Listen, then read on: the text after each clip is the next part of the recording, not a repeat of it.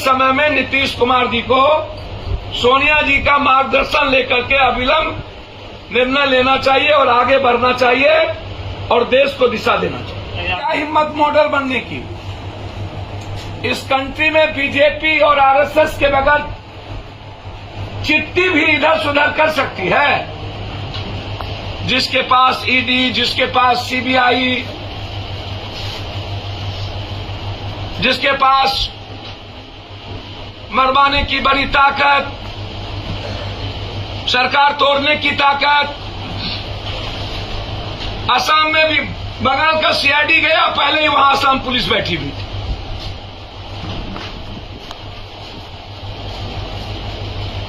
संघीय व्यवस्था ही डेमोक्रेसी में चौपट कर दिया गया। लोकतंत्र है क्या? सीआईडी को जांच से दिल्ली पुलिस रोक दी। मतलब किसी भी कीमत पर सरकार, अब मुझे लगता है कि कोई शिंदे नहीं पैदा हो पाए बिहार में या कर नहीं पाए। नीतीश जी को करना मुश्किल था, जैसे छत्तीसगढ़ और राजस्थान में नहीं कर पाए, वैसे नीतीश जी को नहीं कर पाए। तो लगातार नीतीश जी को टॉर्चर। मैं आरसीपी सिंह जी पर कुछ देखिए, यदि आप नेताओं की संपत्ति की बात करेंगे तो सबसे ज्यादा संपत्ति तो सत्ता पक्ष के पास है। और हम तो चाहेंगे कि नीतीश जी आर्थिक अपराध से सबकी संपत्ति, सारे मंत्री की संपत्ति जांच करा दे कि किनके पास कितना संपत्ति है। यदि बीजेपी चिराग जी की ये बात तो पहले ही समझ में आनी चाहिए ललन जी को, फिर भी आरसीपी सिंह जी को आप मंत्री बना दिए। और ये बात आपको उस वक्त समझ में आनी चाहिए कि आरसीपी जी मोहरा हो चुके हैं।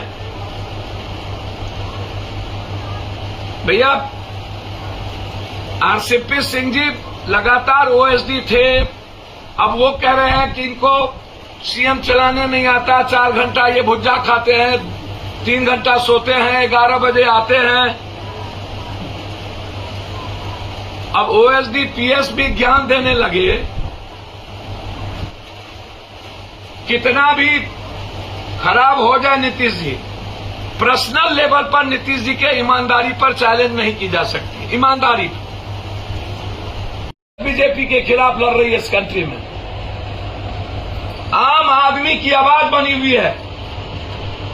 ऐसे समय में नीतीश कुमार जी को सोनिया जी का मार्गदर्शन लेकर के अविलंब निर्णय लेना चाहिए और आगे बढ़ना चाहिए और देश को दिशा देना चाहिए। आप भी चाहते हैं आरजेडी के साथ चले जाए?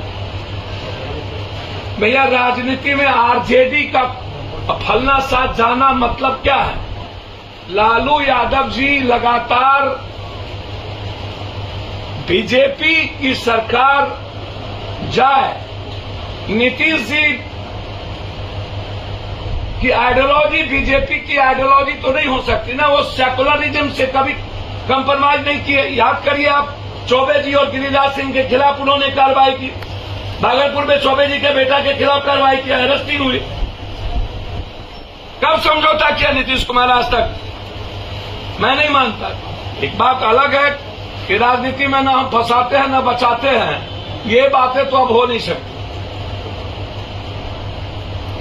जितनी सत्ता है वो फंसा के और बचा के ही होती है। सलाह नहीं दे सकता हूं, आग्रह करूंगा। वो बड़े लीडर हैं कि बिहार की स्थिति जो मैं देख रहा हूं लगातार, कल मोतिहारी थे, परसों सिवान थे, उसके पहले बेगूसराय थे, फिर शराब पी करके 7 आदमी को मार दिया, वहां थे, कल फिर हम हाजीपुर में थे। हालात बिहार के कंप्लीट कोलैप्स कर चुके हैं। पदाधिकारी और माफिया मिल करके राज चला रहा है। जनप्रतिनिधियों का रेस्पेक्ट खत्म हो गया, दल कोई हो, सम्मान बोध नहीं है। ऐसे परिस्थिति में पदाधिकारी की चांदी है और वो उन्हें लगता है कि यह सरकार स्टेबल नहीं है, इसीलिए ये कहने की स्थिति में नहीं है। लगातार आज बनी, कल बनी, आज गई। कोरोना जब हुआ था तभी फाइनल था बम फूटना है। सवाल यह है कि बिहार अस्थिर, पहले ही बीजेपी ने बिहार की दुर्गति कर दी। इस बार जब से सरकार बनी है बीजेपी गठबंधन की, तब से आयो राम गयो राम, आयो राम गयो राम, अब जाएगी कब जाएगी, अब जाएगी अब जाएगा, अब जाएगा अब जाएगा।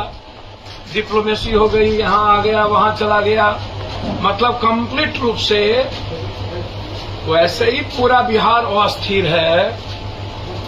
Bihar law and order problem है। बिहार के निचले पदाधिकारी काम करने को तैयार नहीं है कि क्या होगा, कौन रहेगा, कौन आएगा, कौन जाएगा। हालात सही नहीं है। कल 7 आदमी शराब से मर गए। पार्टी हो रही है शराब की, उसमें 2 लोग मर गए। आपको आश्चर्य होगा इसमें।